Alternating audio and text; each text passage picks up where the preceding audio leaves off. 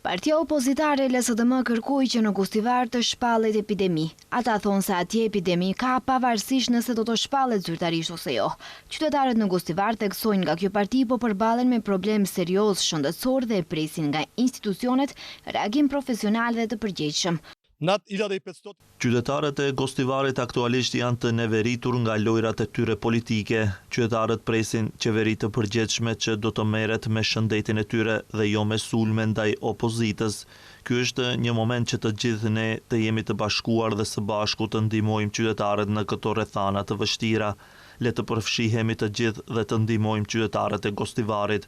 Bëjmë thirrje për reagim të fortë institucional, shpallje epidemisë, zgjidhje, ndihmë për qytetarët dhe pastaj përgjegjësi.